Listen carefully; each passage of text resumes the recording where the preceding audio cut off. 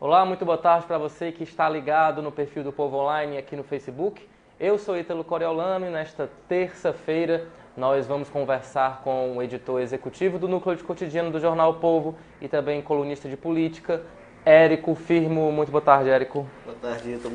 Érico, a nossa pauta de debate de hoje, nosso bate-papo, vai ser sobre esses 4 temas que eu vou falar agora para vocês. Lembrando, se vocês tiverem algum comentário, alguma sugestão, alguma dúvida, é só colocar aqui na parte dos comentários que a gente responde aqui para vocês. O nosso primeiro tema é a decisão da nova Procuradora-Geral da República, Raquel Dodge, de mudar praticamente toda a equipe de seu antecessor, Rodrigo Janot. Dos 10 membros da Força-Tarefa da Lava Jato na PGR, apenas 2 permanecerão. O nosso segundo tema é a decisão do ministro do STJ, Napoleão Maia Nunes, de se considerar impedido em relação ao pedido feito pelos irmãos Batista, Wesley e Joesley Batista. No nosso terceiro tema, nós vamos vir aqui para o Ceará e falar um pouco sobre a possível retomada da aliança entre os Ferreira Gomes e o senador Eunício Oliveira. E para finalizar, uma pesquisa da CNT que aponta rejeição acima de 50% para todos os atuais pré-candidatos a presidente da República. Érico, vamos começar por Brasília, falando dessa mudança, dessa forte mudança, né, na equipe da Lava Jato da PGR. Raquel Dodge mostrando aí realmente a que veio. Durante a campanha, ela prometeu, digamos assim, manter intacta quase toda a equipe. Assume e já faz essa limpeza quase total dentro da equipe, dentro da Força Tarefa. Que recado você acha que ela está querendo passar para a população e para a própria classe política? Ela mudou logo no ponto sensível, quis mostrar realmente, não quis nem manter as aparências, né, de que iria preservar a Lava Jato.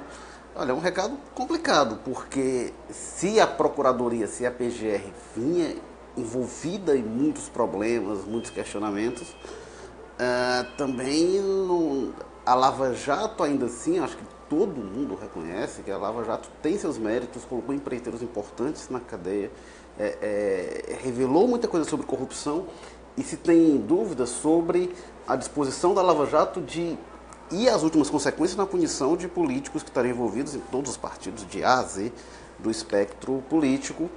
E a Dodge chega sem ser a mais votada na Procuradoria pela primeira vez desde Geraldo Brindeiro. A última vez tinha sido em 2001, governo Fernando Henrique Cardoso. Geraldo Brindeiro tinha sido o 7º na lista, na votação dos procuradores, e foi escolhido pelo Fernando Henrique mesmo assim. Desde então, desde 2003, sempre foi indicado o mais votado.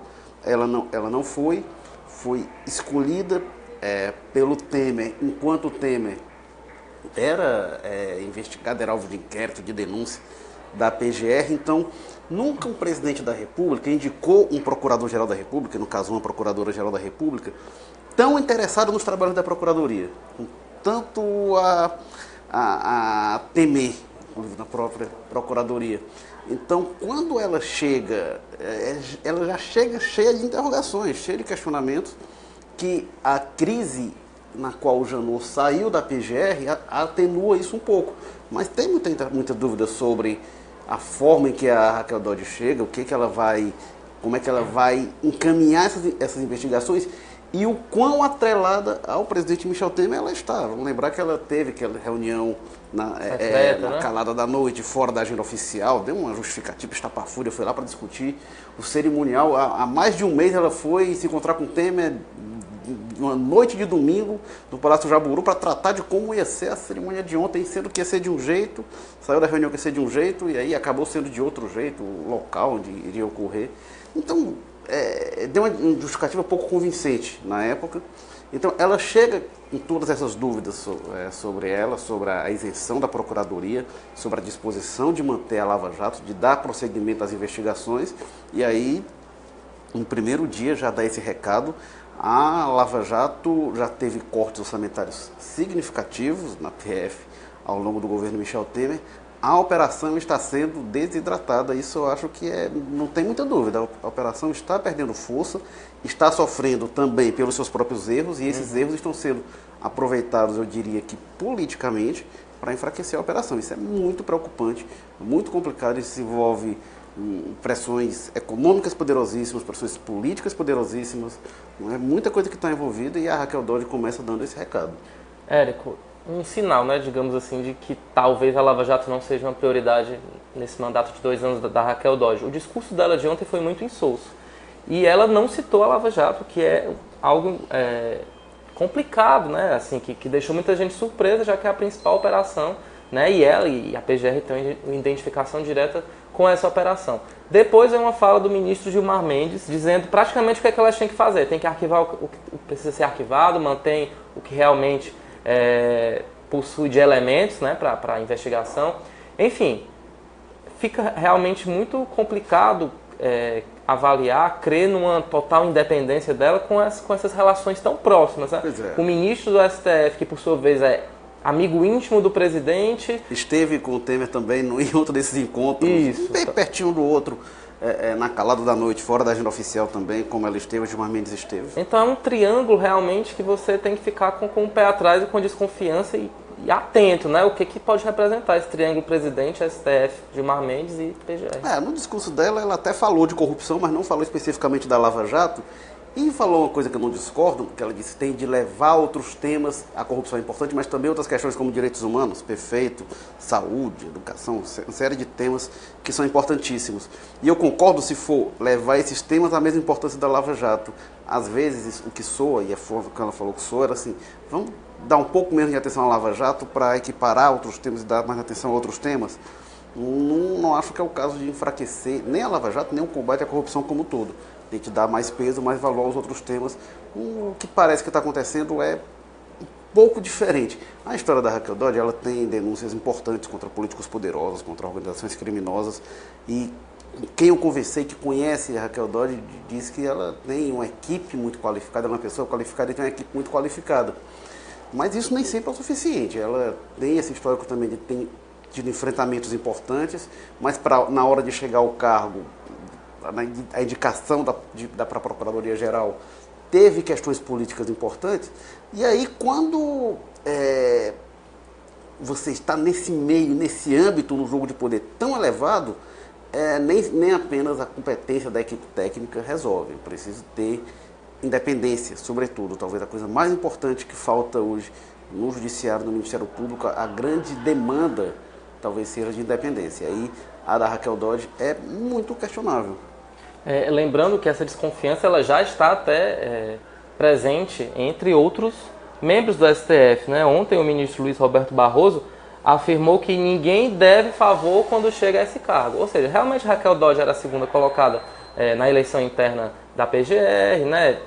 É difícil você não ter essa relação digamos, dever um favor ao presidente, já que ela foi escolhida, o primeiro não foi outro, né? Foi o lá do Maranhão. O Dino, o irmão do Flávio Dino, o governador Flávio Dino. Então é isso, chegou ao poder, você não deve mais nada. Ó, que me ajudou, beleza, mas tchau. Também teria sido complicado que o Dino é visto como opositor do Temer, aí estava na cara que ele não ia indicar, mas também seria complicado, e aí entra o irmão de governador do PCdoB, visto como opositor do Temer, ele está sobre as mesmas interrogações. O Brasil está uma bagunça institucional de tal modo que parece que nada do que se faça, nada do que... Não existe uma solução óbvia, uma solução simples para a situação que a gente está. Assim, se colocasse tal pessoa no lugar ia resolver.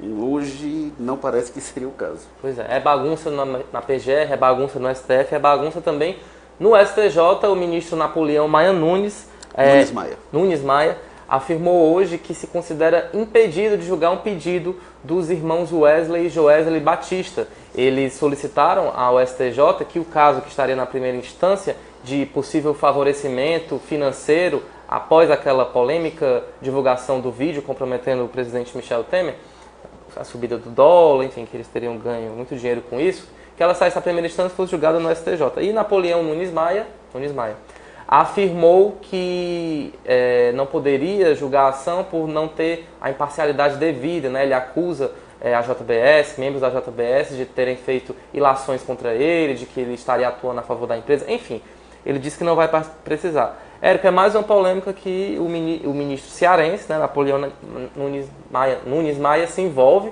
Para quem não lembra, no julgamento no TRE, também é membro do TSE. ele fez duras críticas à mídia, à imprensa, né, afirmando que a ira divina vai cair sobre determinados jornalistas, fez aquele gesto de cortar pescoço, enfim, ele é uma figura bem controversa. E mais uma vez ele se envolve aí numa polêmica. Na verdade nem se envolve, ele quer sair da polêmica, né? Mas... Pois é, o Napoleão Nunes Maia, ele tem tido um histórico recente grande de polêmica, tem sido citado em vários episódios. Mas eu acho que ele foi bem nesse episódio, eu acho que nesse ele foi realmente correto, bem. né? A gente tem visto arguição de suspeição contra o Janot, contra o Gilmar Mendes, que nunca é julgado, né? No caso do Gilmar, do Janot já foi, mas o Gilmar Mendes nunca é julgado. Pedido de que sejam impedidos de atuar em alguns casos, e realmente o Napoleão Nunes Maia esteve envolvido num bate-boca público com os irmãos Batista, só faltava ele ir lá proferir sentença no pedido em relação a algo que eles movem, uma ação que envolve os irmãos. Não tem a menor condição. E aí, postura de magistrado é essa, quando tem alguma coisa que envolva realmente, que possa interferir no julgamento, diz, não, olha, tem outro mais isento, mais independente, para julgar do que isso. Não é demérito nenhum para o juiz, mas muitas vezes eles querem trazer para si, ter o poder, ter a visibilidade, ter o prestígio, enfim, a vaidade, mas sobretudo o poder de decidir sobre questões tão importantes, e aí não abrem mão de jeito nenhum, mesmo quando tem interesses diretos envolvidos. Nesse caso, o tão polêmico Napoleão Nunes Maia, eu acho que ele foi bem. Acho que ele não haveria outra coisa a ele fazer depois de tanta troca de declaração, de farpas com os irmãos Batista. Acho que foi bem, sim.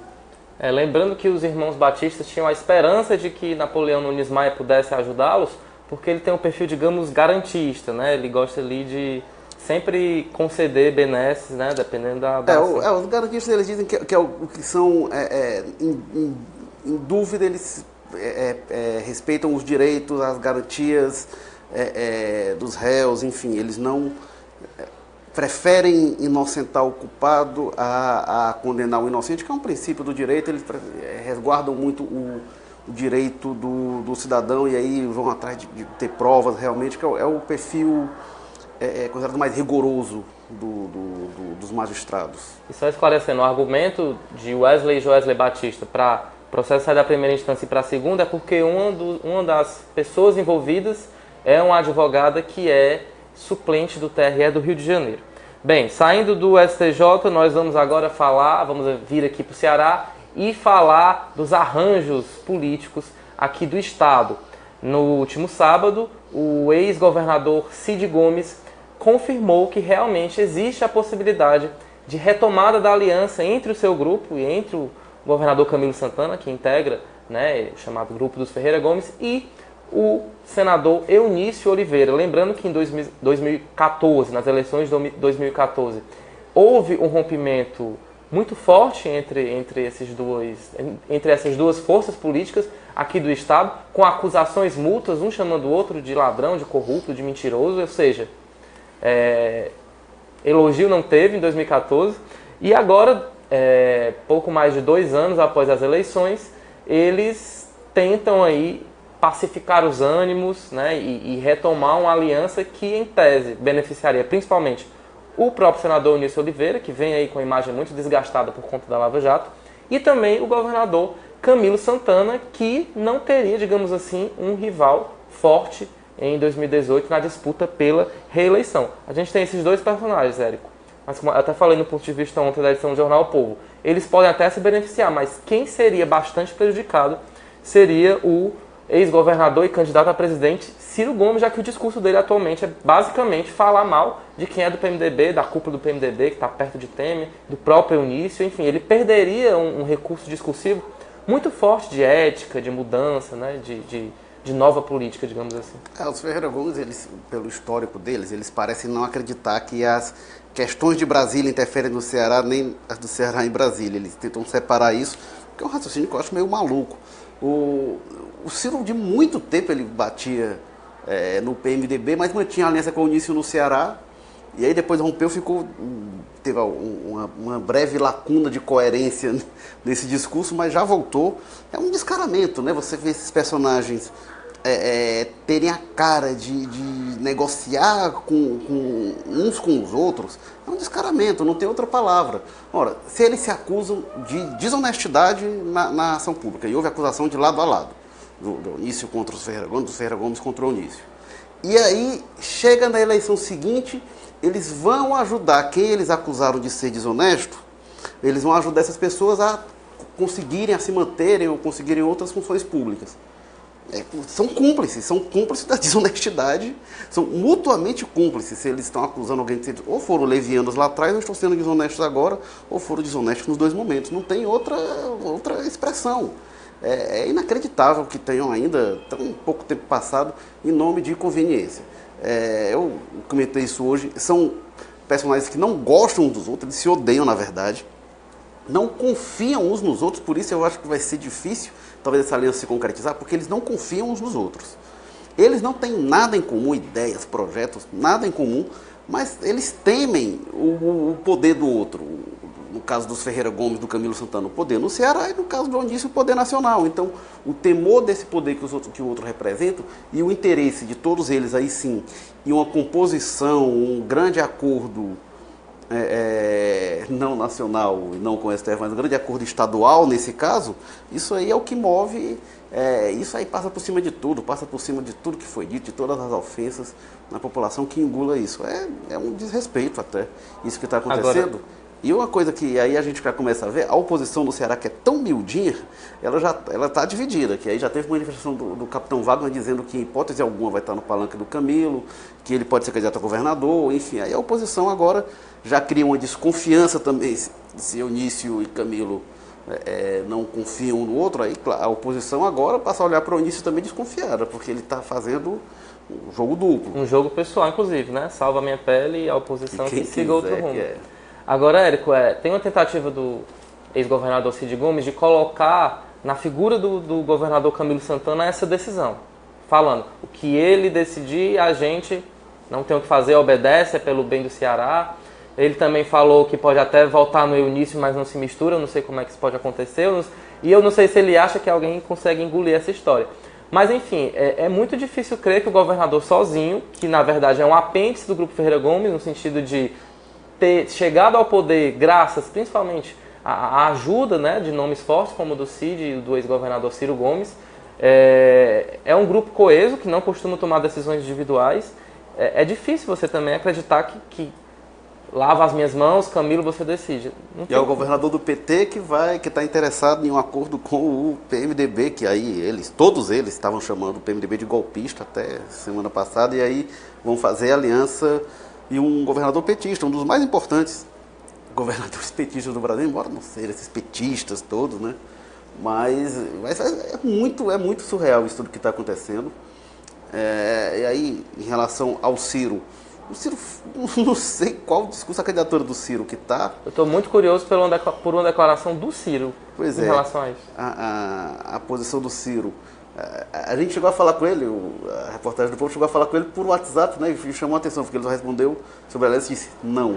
Que não. Outro Ciro Gomes desceria... Normalmente o Ciro é mais... sobre isso.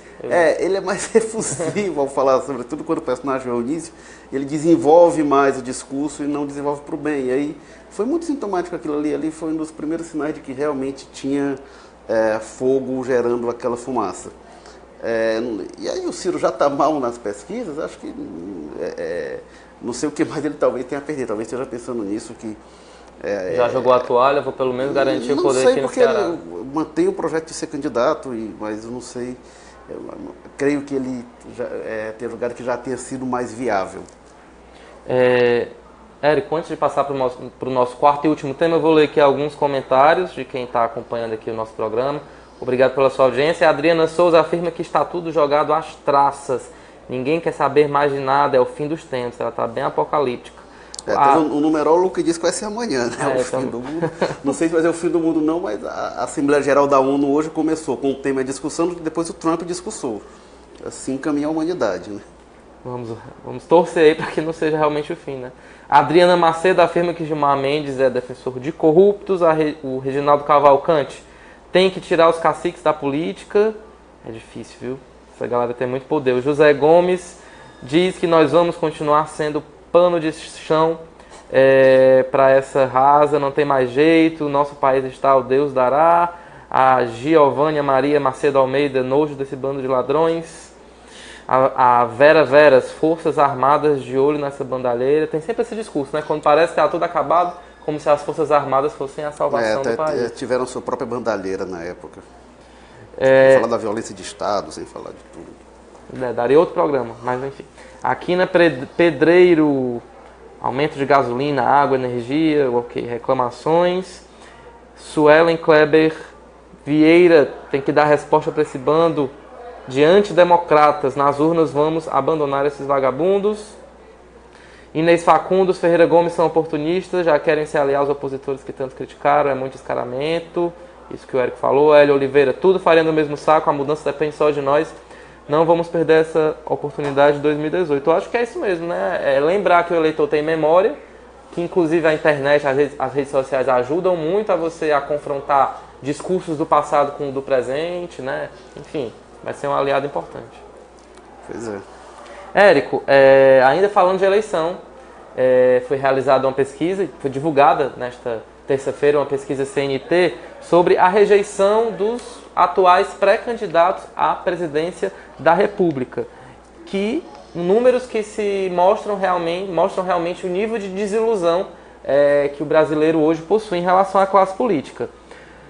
Todos têm rejeição acima de 50% e quem está numa situação, digamos, um pouquinho mais favorável seria o ex-presidente Lula com a rejeição de 50,8%. Ou seja, está complicado o negócio. Em seguida vem o deputado federal Jair Bolsonaro com rejeição de 52,2%, Marina Silva 52,2%, governador de São Paulo Geraldo Alckmin rejeição de 53,6%, o seu apadrinhado político, digamos assim, prefeito João Dória, com uma rejeição maior do que a dele, eu achei esse número interessante, 56%. O ex-apadrinhado, eu diria. Ou ex, né? Porque tem aí uma briga nos bastidores entre os dois. Em seguida vem o ex-governador do Ceará, Ciro Gomes, com rejeição de 64,2%. E em último, que já era esperado, alguém realmente que a carreira política já está bastante comprometida, o senador Aécio Neves, rejeição de 72,5%. Érico, a princípio, o que esses números mostram para além da rejeição desses nomes? Será que o nosso futuro presidente não está por aqui? Será que vai aparecer um outro nome? Que análise você faz? Bom, o que está mostrando é que a política brasileira, é muito preocupante isso, caminha para o impasse. A gente está caminhando para o impasse porque não existe nenhum nome capaz de trazer o mínimo de estabilidade política. Nada do que houver parece que vai trazer estabilidade. O líder nas pesquisas, é impressionante a força que ele apresenta nas pesquisas. O Lula sobe mais e está liberando todos os cenários, mas tem essa rejeição enorme, como é de todos os pré-candidatos. Mas ele, as informações, tem condenação na justiça, vai para a segunda instância, tem uma série de outras ações, então está se tornando praticamente inviável a candidatura presidencial do Lula em 2018, o que vai ser um fator a mais nesse impasse que a política brasileira caminha. Se o Lula for impedido de concorrer por via judicial, o PT já fala em boicote à eleição, enfim, é uma coisa que está surgindo, o PT não lança candidato a deputado, não lança candidato a senador. E aí isso vai elevar o nível de tensão social, porque é o líder das pesquisas. Nunca antes na história desse país, para usar o bordão do Lula, um líder de pesquisa deixou de concorrer, pelo menos não por esse motivo. Você acredita que é também uma forma de pressionar a justiça? Olha o que vocês estão prestes a fazer, né? Tirar o principal candidato mais forte. Isso vai ser colocado, sem dúvida, essa pressão vai ser lançada. E aí não vou entrar no mérito da discussão se o Lula deve ser candidato, não deve ser condenado ou não, porque aí a justiça vai analisar isso melhor do que eu, sem dúvida. Tem mais elementos e mais uma formação mais adequada para isso, quem for julgar o caso. Agora, se o Lula for impedido de concorrer, vai se criar um impasse político, sim. Eu acho que, do ponto de vista político, a única forma de se derrotar a imagem do Lula é derrotar o Lula na urna, senão, ou então ele decidir não ser candidato por vontade própria, mas não impedimento, qualquer coisa vai jogar a tensão social lá em cima. E aí, mesmo assim, se o Lula for derrotado, quem é esse personagem que vai trazer o mínimo de estabilidade. Bolsonaro, os candidatos do PSDB todos se mostrando, hoje pelo menos, pode crescer muito, mas se mostrando inviável. O prefeito Roberto Cláudio tinha dado uma entrevista na semana passada, ele falando que via no Ciro alguém capaz de unir o país. A política está tão louca que só falta realmente o Ciro se tornar esse personagem de agregador, algo que nunca foi o perfil dele na carreira. Ele sempre foi personagem de confronto. Só falta a política brasileira terminar assim.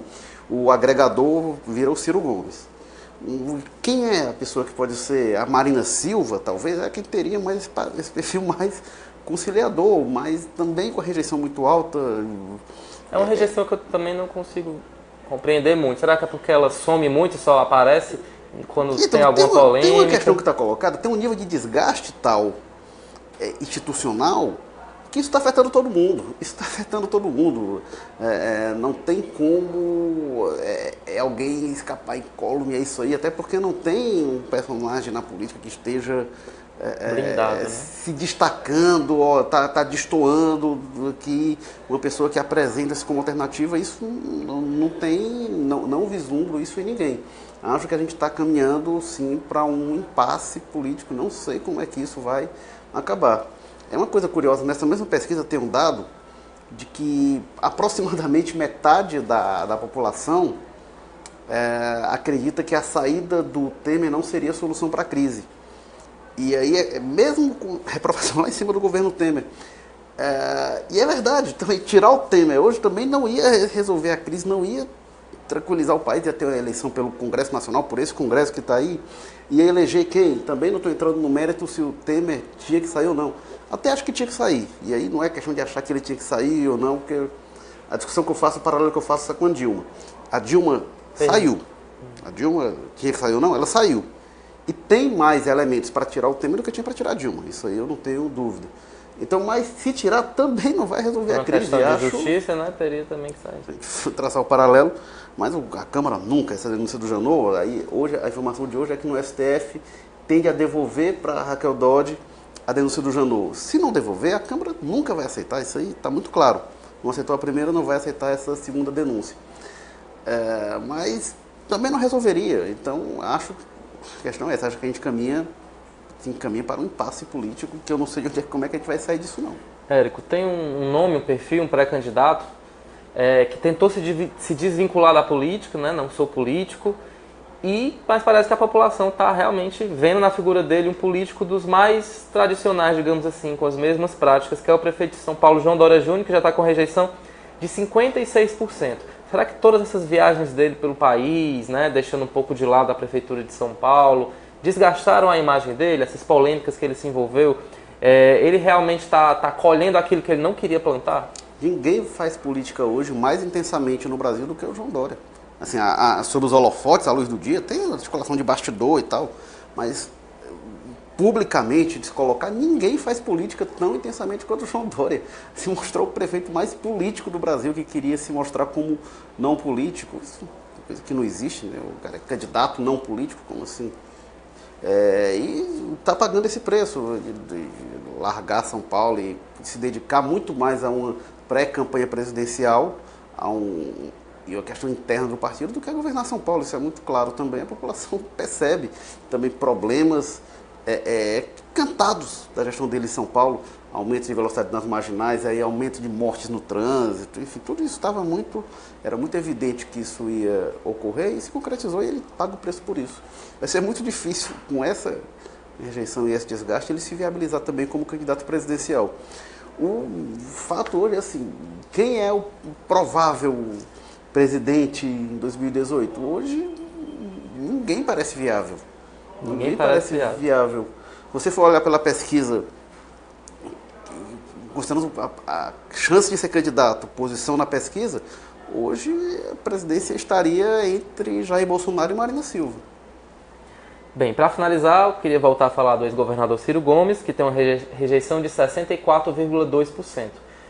Ele se apresenta como alternativa a essa dualidade entre PSDB e PT, tem duras críticas ao modo que o PMDB gere o país, vem com um discurso ético muito forte, mas realmente parece que ele não consegue emplacar, né? Tá aí também viajando pelo Brasil, participando de programas de rádio quase diariamente, mas parece que é um discurso que a população não compra ou não entende ou não quer realmente e está rejeitando. O que explicaria essa alta rejeição do ex-ministro? Essa rejeição generalizada dos candidatos, você começou apontando isso, Ítalo, abre sim espaço para novidade, aparecer um novo, aparecer algo diferente. E o Ciro tenta se colocar como esse novo, como esse diferente, como esse pós-Lula da centro-esquerda. Ocorre que para o Ciro vai fazer no ano que vem 20 anos da primeira eleição presidencial dele, 30 anos da primeira eleição para prefeito dele, da eleição dele para prefeito em Fortaleza. Se apresentar como novo diante disso, tem um problema etário aí para começar, né? Então não sei se está colando essa imagem do Ciro como novo, nem se a esquerda está engolindo o Ciro como essa opção. A chance do Ciro hoje realmente era, em o Lula se inviabilizando como candidato, essa votação migrar para ele. O próprio Ciro, esses dias, estava se queixando do desejo de herdar esse voto de esquerda. Ele estava se queixando, dizendo que tem petista que prefere o Bolsonaro a ele. Eu acho que ele está vendo que essa migração não está ocorrendo, esses votos não estão indo para ele. Um cenário com o Lula fora da disputa, não é o Ciro que cresce, que dispara, pega esses 30 e tantos % de intenções de voto. Eu acho que, na verdade, é até difícil para o eleitor ter uma identificação até ideológica com ele, né? Porque é de esquerda, mas ninguém sabe muito bem se essa mudança, né, quase anual de partido também cria uma desconfiança no eleitor. Você não sabe realmente qual é o projeto, o que pensa, na verdade, Ciro Gomes em termos de gestão e de organização política. Então acho que é um fator também que desgasta a própria imagem dele, né? Esse tour que ele faz por quase todos os partidos. Então a esquerda não confia, a direita também não, e ele fica aí, né, nesse limbo sem ter uma identidade própria e um discurso efetivo. Não, aí num dia faz a defesa enfática do Lula, no outro dia bate no Lula, aí bate no PMDB e no Temer, no outro dia está o irmão dele negociando com o PMDB. Aí realmente ele se aproxima e bate, e no fim das contas, nem um lado nem outro confiam nele, nem veem nele referência de coisa nenhuma. Então é isso, nós analisamos aí esses números, vamos esperar aí as próximas pesquisas, vamos aguardar para ver se o novo nome aparece aí, né? Na política brasileira hoje tudo é possível. Enfim, Érico, muito obrigado pela sua participação aqui com a gente. Eu queria também agradecer a sua companhia, que durante cerca de mais de 30 minutos ficou aqui com a gente, ouvindo as nossas análises e também participando. Eu vou inclusive ler aqui os últimos recados. O Hélio Oliveira diz que é tudo farinha do mesmo saco, a mudança depende de... isso aqui eu já li. O Adeilson Miranda, sem o parlamentarismo é difícil, é um debate importante realmente. Francinete Vieira, botando no saco tudo vai para o lixo. Adeilson Miranda questiona a memória do eleitor. Será que tem memória mesmo? Infelizmente muitos são venais, por isso que estamos nessa calamitosa situação.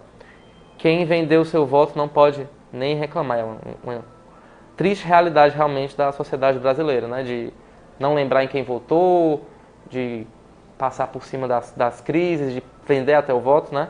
Inês Facundo, Ciro jamais. Francinete Vieira, a corrupção está na natureza humana, é triste, isso é verdade, mas a nossa natureza também se transforma, né? Também é possível evoluir, né? E Uri Neiva manda um recado aqui, salve. O Adeilson Miranda diz que o Ciro perdeu a janela, não sei bem o que ele quis dizer com isso. Perdeu o time, né? Deixou o cavalo passar selado. Talvez em 2002 ali, ele teve pertinho, teve a chance e realmente pôs a perder pelo destempero verbal, entre outras coisas. É isso aí. Então é isso, obrigado pela sua audiência e a gente se vê amanhã, quarta-feira, neste mesmo horário, 17 horas. Até lá!